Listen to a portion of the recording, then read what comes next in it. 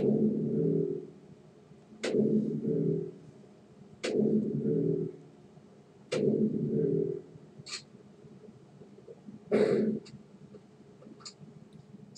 everybody, it's WB, and this evening I had a little bit of information that I wanted to share with you that hopefully will be helpful to you. I found something that I think might be helpful to you if you're interested in firearms, particularly imported firearms.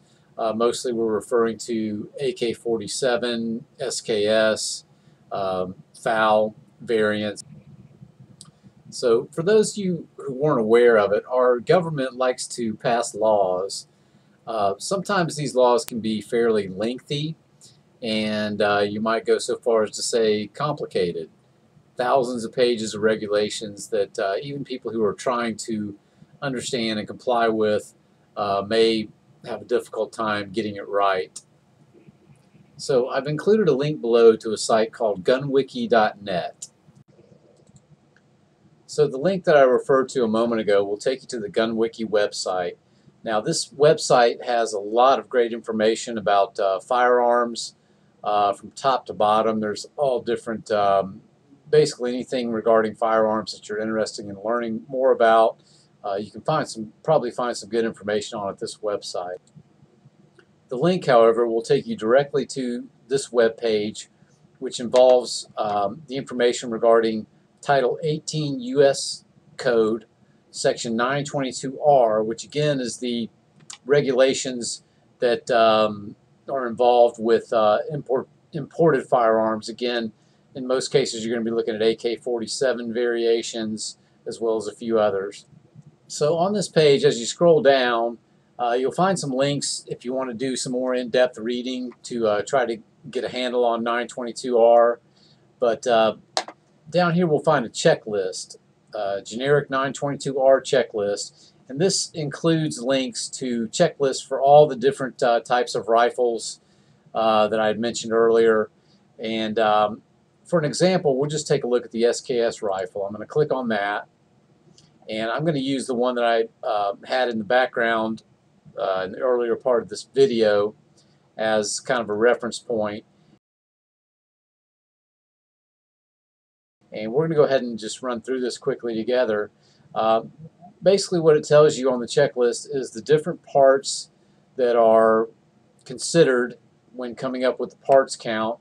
There has to be a minimum number, or I'm sorry, a maximum number of foreign parts if the rifle is converted and has to comply with 922R.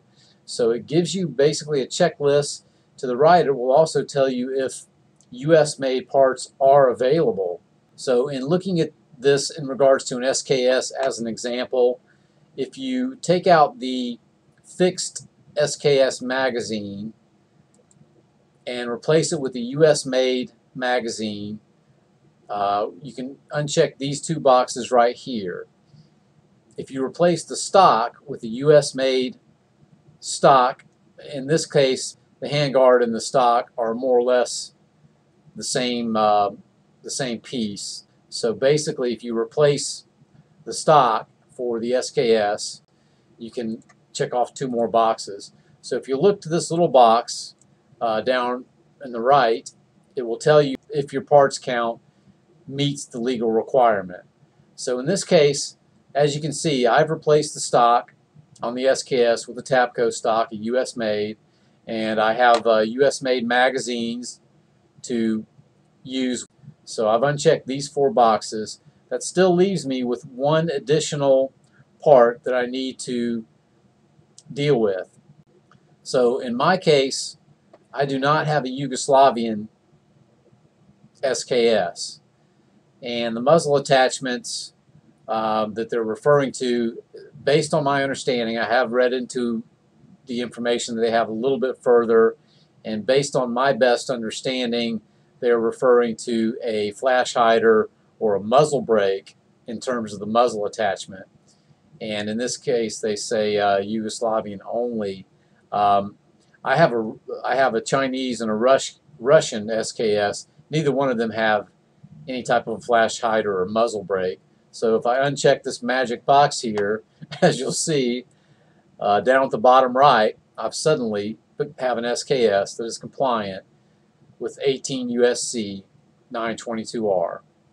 So as I hit the back button in my browser, it takes me back to the page that I had linked to, and it does show you the other types of firearms that you can get information about: AK family rifles, FAL, G3, as well as the Saiga variants.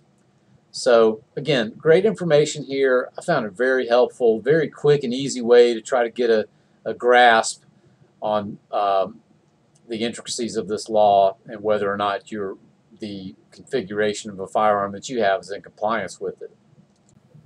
So one final note here, this information is most likely going to be relevant if you are purchasing a firearm from an individual or you're considering buying a sporter version and doing the conversion yourself. Most dealers are going to be aware of the 922 compliance issues. They're going to have a good idea of the parts counts that are required to make the firearm compliant. So I'm going to leave it at that. I hope you find this information helpful. Please like, share, and subscribe, and we'll catch you on the next video.